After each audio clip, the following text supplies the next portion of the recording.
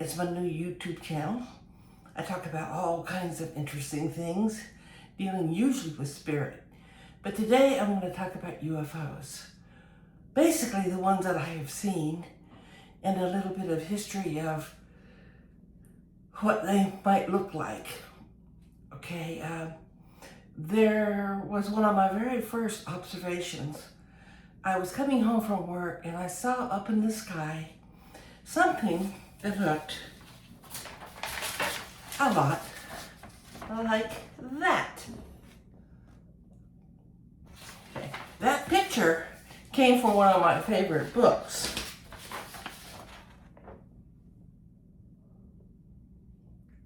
But anyway, this particular object that looked a lot like that was over I don't know, several hundred feet above the ocean, the skyline. And it,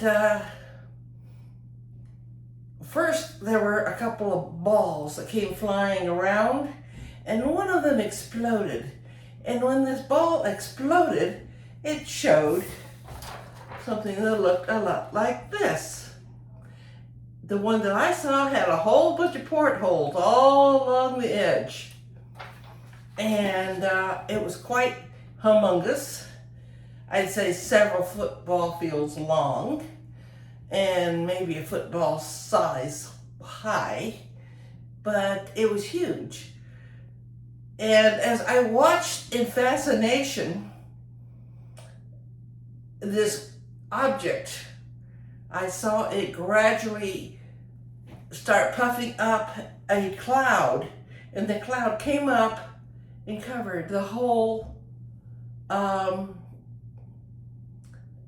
long cigar-shaped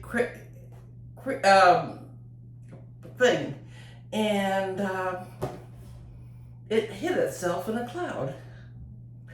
But in the meantime, it stayed with me for a long, long time. I've been told it's really probably a mothership that was there, and what it was doing in Southern California, I have no idea. Why I'm the only one who seemed to have seen it, I have no idea. But there's no doubt I saw it. I contacted one of my friends as it was starting to cover itself up, and she went out and she just saw a very little bit of it just as it was finishing to be closed up. It stayed with me a very long time. There are other times when I was sleeping and I got woken up by a light shining into my bedroom window. I always like to have the curtain open just enough so I could see what the sky looked like. And there was this bright light shining into my bedroom onto my floor. And I looked out the window and there was a very long, thin, cigar-shaped, very long, shiny light. And this was probably 3 o'clock in the morning. And I looked at it for quite a long time, wondering what it was and how did it get there. I don't know if I had been traveling up there to it or not. I don't have any fear of UFOs. I never have. And some people find that odd, but I don't. There are other experiences I've had with UFOs. One, I was up in the mountains with my brother in his cabin, and this was in the broad daylight. And across top of the pine trees of where he was, I saw this bouncing silver disc bouncing. I mentioned it to my brother. My brother came over to see it. And as soon as he got into the view, and poof, and it disappeared. Another time I was out at Lake Mead with some friends, and my best friend had a brother who was with us. And he was a construction sort of guy. He never really thought about anything spiritual or supernatural or whatever. But we were looking up at the sky and said, oh, that's an airplane. Oh, that's a satellite. And I said, but what is that one? And this was just a bead of light out there. but it wasn't going the speed of a satellite or an airplane. And then it started doing kind of an S thing in the sky. And then it went poof, it disappeared. And Dave, my friend's brother, said, "Why did you point that out to me? I was perfectly happy living the life I am.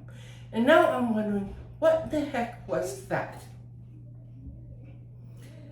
But, and there are other instances where I've seen UFOs, but those are the most predominant ones that I've seen. My mother said that there was a UFO hanging over the house when I was,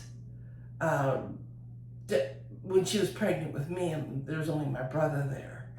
And it hung over the house for a while, and then it disappeared.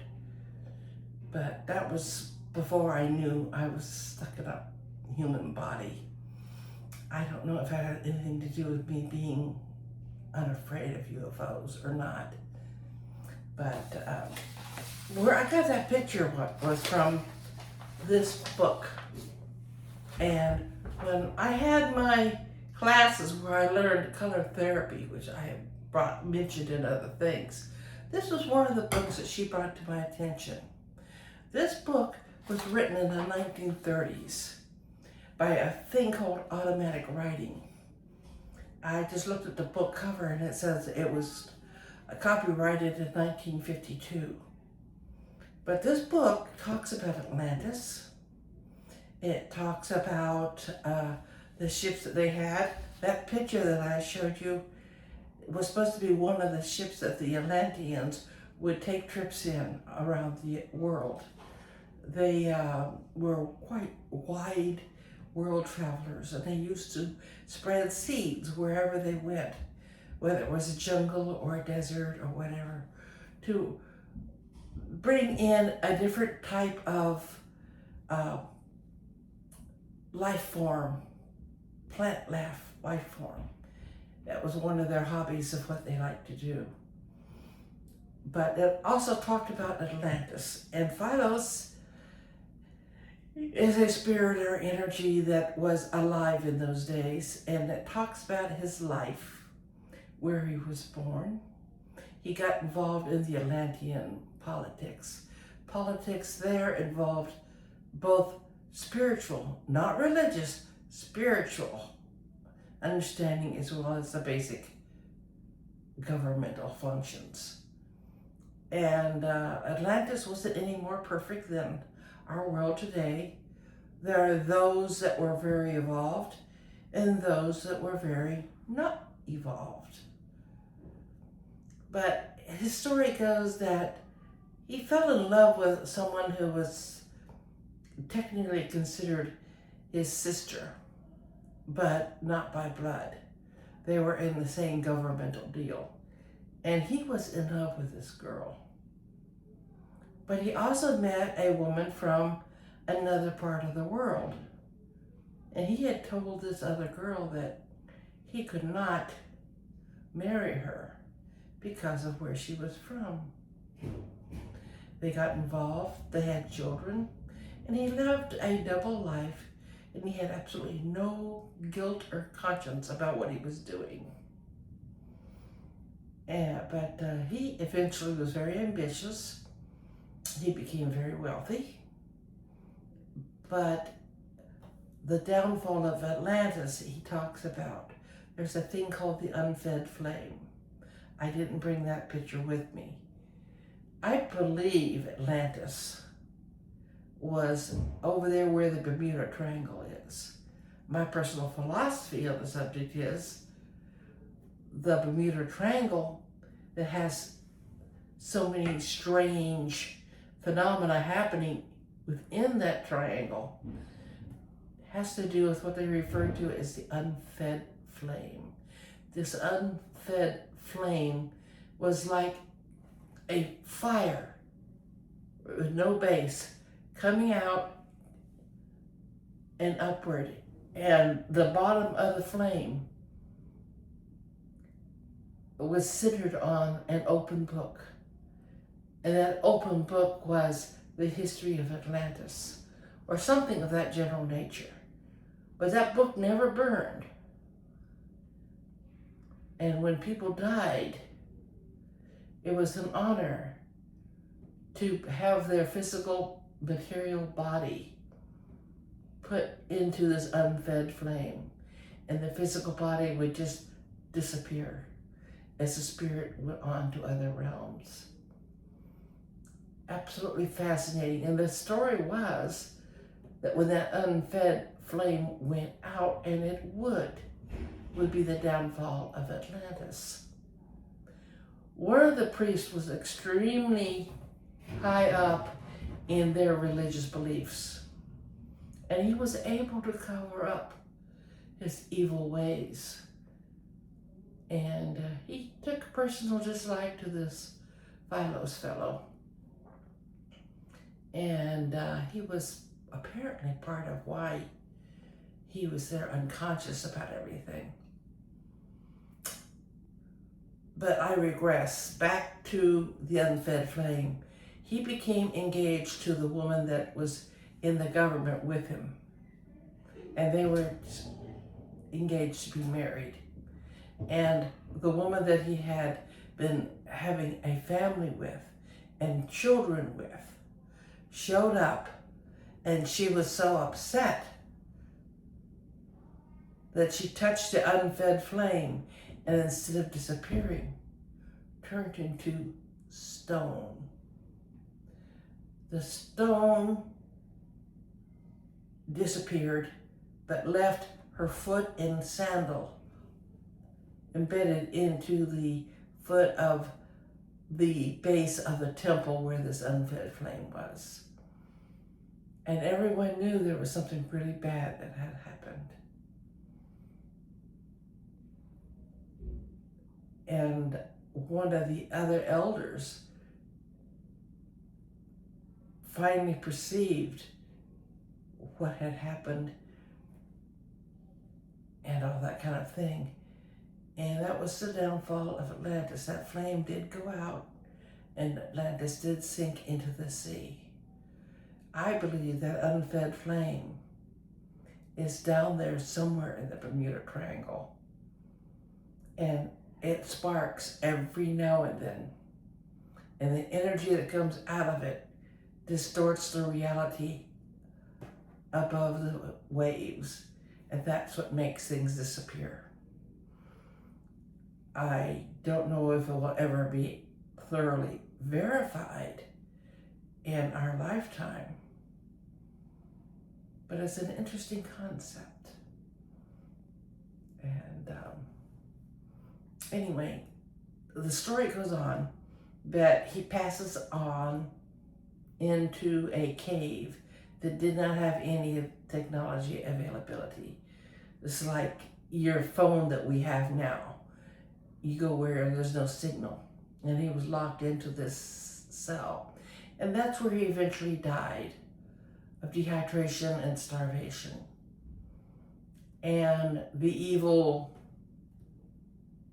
priest came to him and told him about what he had done. Eons go on by, and this Phylos fellow finally gets reborn. This time it was in the wild, wild west with the gold rush. He was in the San Francisco area. He also got involved in gold and silver and was quite an explorer. He met this one woman, and he knew he had to marry her. He understood that he had to marry her. And she went onto a sailboat after they had been married, and she died in the sea. And then he started his spiritual growth, meeting some of the elders out of the Mount Shasta area. And he did a lot of growth. There's a lot to it. You might find it interesting. It's very involved. But it has that picture. of that long cigar-shaped ship. Oh yes, when it talks about Atlantis, it talks about things like cell phones, wireless energy, a lot of different things, self-driving cars, a lot of stuff that you will find today being developed. But this was written back in the 1930s. It would be an interesting book to read if you want to read about Atlantis, evolution, and spiritual growth. And it talks about the Christ light, because actually the writer had been a Christian minister, well versed in the Bible, but he wasn't well educated otherwise. But that Christ energy is the same energy that I use, or I believe I use, when I do the healing of different things, different places, and different situations. It was very valuable to me for many, many years. I would open that book up, the one written by Automatic Writing, and read a part of it. And it would relate to me like some people open up the Bible for inspiration. Anyway, it's spiritual in nature. It talks about things that we consider as UFOs, but it also talks about reincarnation and how you make amends in your various lifetimes for some of the things you've done in the past, both good and bad. So, this is not my usual talk, but it's something that I know for a fact because I have lived so much of it. Thank you for listening to me.